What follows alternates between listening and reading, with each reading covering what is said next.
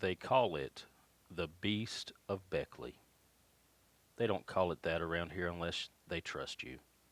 Most people laugh it off, say it's just something to scare kids out of the woods, something old folks made up when the mines started closing and the land went quiet. But if you stay long enough in Beckley, you'll hear it the right way. Not a name, a warning. The Beast of Beckley is not something you go looking for. It's something that finds you when the woods decide you don't belong anymore. It started with a call, not 911, not dispatch, a direct line from a man who shouldn't have had my number. His voice was wrong from the start, wet, thick, like it had something in his mouth he couldn't swallow. He said, "I found it." Then he started crying, not loud, not panicked, just leaking, like something inside him had broken open. He told me where he was, just outside of town, old logging trail that hadn't been used in years. I told him to stay where he was. He laughed at that, a low, chucking sound. "I can't," he said. "It's still here." Then the line went quiet, not dead, just quiet, and I could hear it breathing. Not him, something else, slow, deep, close enough that whatever it was standing right next to him. Then the line cut. By the time I got there, the sun was already sinking behind the trees, the kind of light that makes everything look like it's rotting in place. His truck was easy to find. Driver's side door open, engine off, keys still inside. There was blood. Not a lot, but enough. Smeared along the inside of the door like someone had tried to hold themselves up and failed. I called it in, asked for backup. They told me I was 20 minutes out. I didn't wait. I don't know why. Maybe I thought I could still help him. Maybe I thought I knew I couldn't. The woods behind the truck were thick, old growth, the kind that doesn't get cut because the ground beneath it isn't right. The smell hit me before I even stepped in.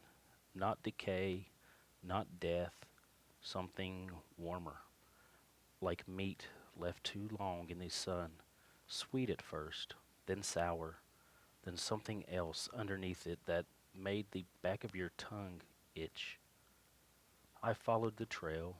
There were drag marks, not clean, not straight, erratic, like something heavy had been pulled, then dropped, then dragged again, and mixed in with it, handprints, his, pressed into the dirt, fingers clawing, trying to hold onto something that wouldn't let him. I moved slower after that. Every step felt louder than it should have been. Every breath felt like it was being heard. That's when I saw where the ground dipped, a shallow hollow, just enough to hide something if you were standing over it. That's where the smell got worse. Thick, wet, alive. I raised my light and I saw him, what was left of him. He wasn't dead, not yet. His body was laid open from the ribs down, not cut, not torn, opened, like something had reached inside him and spread him apart. His stomach, his insides, they weren't missing. They were moved, shifted, rearranged, looped over themselves like something trying to figure out how they fit. His legs twitched when the light hit him. His mouth opened, and that's when I realized his jaw was broken, not snapped, unhinged, pulled down too far, too wide, like something had needed room. He tried to speak. What came out wasn't words, it was a sound, wet, grinding, like something that was still moving in his throat. I took a step forward, and then I heard it behind me, slow, deliberate, heavy weight shifting through leaves that didn't dare move too loud. I turned, and at first I didn't understand what I was looking at, because it wasn't shaped right, too tall, but hunched, like it didn't want to be seen at its full height. Its limbs were wrong, too long in places, too thick in others, like they'd been pulled and twisted, then forced back into something that could still move. Its skin? No, not skin. Something like it, stretched, too tight in some places, too loose in others, and it moved. God, the way it moved. Not like an animal, not like a man. It shifted forward in short, testing steps, like it was learning how to use the body it was in. And then it stood up straighter, just a little, enough for me to see its face. There wasn't one. Not really.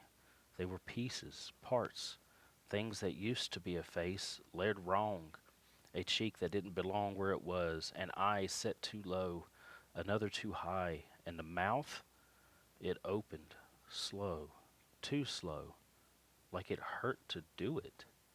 And inside, teeth, rows of them, different sizes, different shapes, none of them right, and something else behind them, moving, shifting, like more were trying to come through.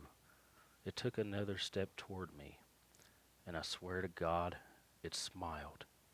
Not because it understood what that meant, but because it had seen it before, heard it, learned it from people like us, from things it had taken apart, and then it spoke my name, clear, perfect, in my own voice. I couldn't move. My body locked, my hands went cold, and somewhere behind me, the man on the ground started making that sound again, that wet, choking grind. But it changed, shifted, became words, my words, repeating my name over and over and over. I realized that what it was doing, what it had been doing, it wasn't killing him, not yet. It was practicing, learning, taking pieces apart to see how they worked, trying them on like a mask it couldn't quite fit right. The thing in front of me tilted its head, studying me, hungry in a way I can't explain. Not for meat, for something else, something inside. And then it took a step closer, too close, close enough I could smell inside its mouth rot, blood, and something older, something that had been feeding for a long time. It leaned in and whispered, "Stay." Not a command, a request, like it didn't want me to leave, like it needed more time. I ran. I don't remember turning, I don't remember deciding. My body just went. Branches tore at me, ground slipping under me, and behind me I heard it. Not chasing, not rushing, just moving, keeping pace, taking its time, because it knew something I didn't. That it didn't need to catch me, not out there, not in the woods. I broke through the road and didn't stop until I hit my cruiser. I locked the doors, started the engine, and as I pulled away, I looked in the mirror. I shouldn't have, but I did, and I saw it, standing at the edge of the trees, straight now, not hunched anymore, watching, its head tilted, the wrong smile stretched too wide, and something hanging from its hand. At first I thought it was part of the man, but it moved, curled, reached. It was his tongue, still attached to something deeper, still trying to form words, still trying to say my name. Backup found this site an hour later. There was nothing there, no body, no blood, no sign anyone had ever been in those woods, just disturbed earth, and one thing left behind, a single print, deep, too long, too wide, and pressed into it finger marks from the inside, like something had stepped down into the ground and something beneath it had pushed back out. They asked me what I saw. I told them the truth, or as much of it as I could say out loud. Most of them didn't believe me. One of them did, an old deputy, been around longer than any of us. He didn't laugh, didn't question. He just nodded slowly and said, "You saw it?" I asked him what it was. He looked out towards the trees, towards where the dark starts swallowing everything whole, and he said, "They call it the Beast of Beckley." Then he paused, just long enough to make sure I was listening, really listening, and he added, "It ain't an animal." I asked him what he meant, and he looked back at me, eyes steady, voice low, like he didn't want it hearing us talk about it. He said, "It's what's left after the woods finish learning how to be us." I don't go out there anymore. Don't take those roads. Don't answer calls that come from numbers I don't recognize. But sometimes, late at night, when everything goes quiet, I hear it, close, inside the walls, breathing, practicing, and every now and then it gets my voice exactly right.